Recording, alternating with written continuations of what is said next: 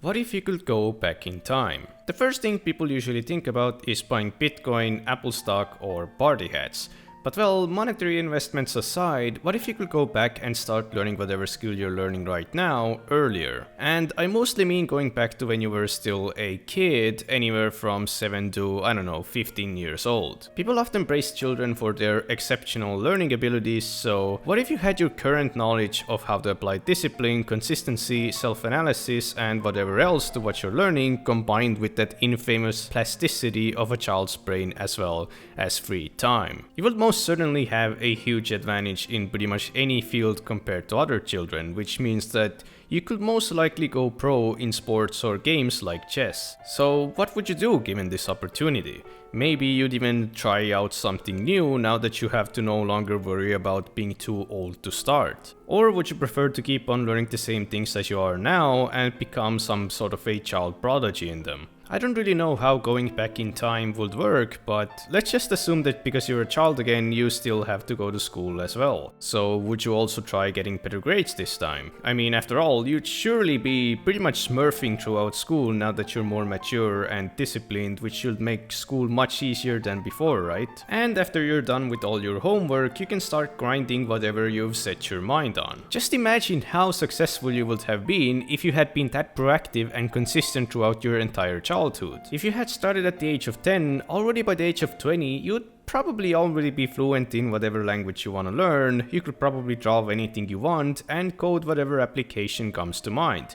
Or maybe you would already be known as a renowned chess prodigy. It's pretty fun to daydream about things like that every once in a while. I also often find myself thinking about the same thing when it comes to video games. For example, when I look back at these old high elo replays from League, I get a feeling that if I were to be sent back in time with my current skills, I could have easily gone pro back then. I also remember when the ranking system was released in OSU somewhere in 2014. It was really fun to come back daily and check the Estonian high scores. You'd usually see the same names, so after a while, you'd start remembering all the players, their best plays, statistics, and whether or not they're likely to pass you one day, or vice versa. Sometimes you'd also see a new name appear, and even though I never interacted with any of those players, I felt like I knew all of them. So for me, it really created a sense of community, and it was always a bit sad when somebody had clearly stopped playing. And one of those players was actually the rank 1 player in Estonia. I remember them having over 5,000 performance points, or PP, which back then was considered a lot. I stopped playing OSU years ago myself as well, however I had reached around 5,300 PP before that, which basically means that if I were to be sent back in time with that account, I would have been rank 1 in my country. However, nowadays 5,000 Peppy points almost means nothing. In fact, already in Estonia, over 150 players have over 5,000 performance points, which puts them to a global rank of about 50,000. And I think it really goes to show how much of an advantage starting early gives you, especially nowadays as everything has become much more competitive, which has also forced everyone to improve at an exponential speed. I feel like the MMO, RuneScape, is also a good example of this. If there's any game that has a community obsessed with efficiency and grinding, it's RuneScape. But it used to not be this way. It's more of a trend that started from something like 2010. The game used to be much more about adventure, spending time with the community, and having fun. In-game activities such as minigames used to be packed, and nowadays they're almost completely dead, as most people consider them as XP waste. And also, most people who still play RuneScape are veterans, and pretty much every corner, secret, and mechanic of the game has been thoroughly researched and documented, which means that now you have easy access to all the information you need to play as efficiently as possible.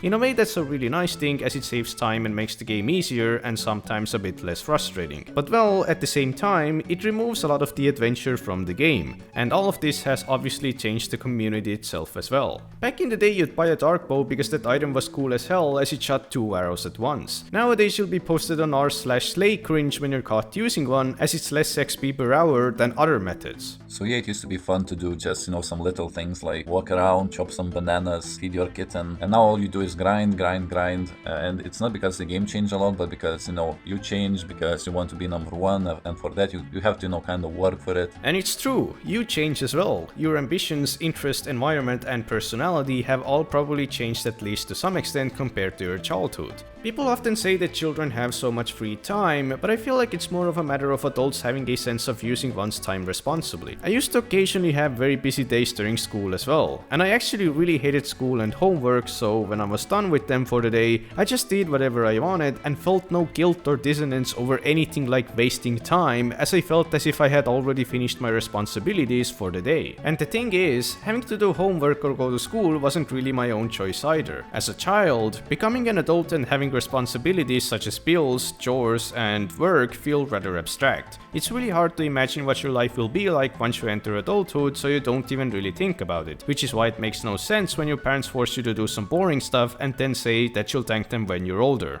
But once you do finally hit adulthood and become independent, you realize that no one is going to force you to go to school anymore, or even work for that matter. It's kind of your own choice. But I mean, now that you're an adult and independent, you also have to start paying your own bills, buying your own food, doing your own chores, and so on, because no one else will. So even if you have a choice, you sort of don't at the same time, because your lack of action has consequences, which forces you to take responsibility not only for your actions, but also inactions. The only choice that you do seem to have, however, is how you spend your free time. After an exhausting day of keeping yourself afloat, you could just relax and play some games. However, if you have any kind of career prospects, dreams, or goals that give you meaning and self-actualization, suddenly this free time doesn't really feel like actual free time anymore, but rather a resource that you can use to further develop your character. And once again, it's your own choice where or how you invest that time. So obviously, if you could go back in time, you'd get more of that resource. However, you can't go back in time. But I don't think that's really a problem, especially when it comes to childhood. Now, I'm not a parent by any means, but I think twice before trying to shove these kinds of productive activities on a child. Kids often learn by accident and through exploration. For example, they don't care much about the outcome of their drawings, they just draw for fun. And they also don't think about how to optimize their drawing exercises to get as good as possible as fast as possible, as they don't really see a reason to. That's also the reason why grindy courses such as Draw a Box aren't really recommended for children, as it turns their pure passion into a grind which removes the magic from it. Personally, I have so many good memories that I still draw inspiration from that were born from me just wasting XP and having fun as a child. Many of the things I do now professionally, such as video editing, are rooted in those times. For example, I got into video editing just from watching YouTube and playing games and wanting to have my very own in-game videos up on YouTube in something like 2008. And during those times, my motivation for learning skills or improving at hobbies was purely born out of passion and interest. I never considered what I was doing as any sort of career path or as a means to an end. It's harder to find the same kind of magic as an adult that you can find in almost anything as a child. And it's not even that children have some amazing learning abilities either. Often, adults can learn most stuff much faster than children can. The issue just is that as an adult, you get in your own way much more than you do as a child. For example, instead of just randomly wanting to draw and jumping into it without thinking too much about it, as an adult, you might think twice and come to the conclusion that there is no point in drawing because it will never get you anywhere, or that you might not have the time to finish the drawing, or that you'll feel bad and demotivated when your drawings don't really come out too well, or that you're too old to start drawing now. And it's not like you can just force yourself to draw for fun either, because having fun whilst doing something that requires effort is kind of more difficult than it may seem, especially if you're tired and would much rather just play League 16 hours a day. And all of this combined with generally being busy is what often makes people feel like they're too old to learn something new. But obviously, most of the time that is just an excuse or a sign of not really realizing what you're capable of, as long as you put in those hours and stay consistent. It's never too late to start now. Even if you're busy, 15 minutes to an hour a day will still make a much bigger difference than you might expect. But I mean, sure, maybe you'll never become a chess grandmaster at that rate, but that doesn't mean that you shouldn't try playing chess sometimes if you like the game. You can still casually participate in local amateur tournaments and chess clubs without having to make the incredible sacrifices or experience the enormous pressure that pro players must feel. Sadly, you can't always do everything. I myself also have many other things I want to do as well, ranging from more programming projects to playing games 16 hours a day. But unless it's for a good reason, I can't afford to sacrifice what I'm doing right now to find time for them. So the best I can hope for is that once I'm done with whatever goals or responsibilities I have right now, I'll be finally able to dedicate dedicate some time on them. It's not a bad thing to be responsible and to use your time as well as you can. Usually the most impactful people who have made the world a better place for all of us are some of the busiest people who have existed, and they've obviously had to make many sacrifices because of that. But at the end of the day, working towards something meaningful can be much more fulfilling than always defaulting to whatever's more comfortable. However, learning to appreciate the magic of consciously wasting some XP and staring at the clouds every once in a while, regardless of age, could also be a part of your journey.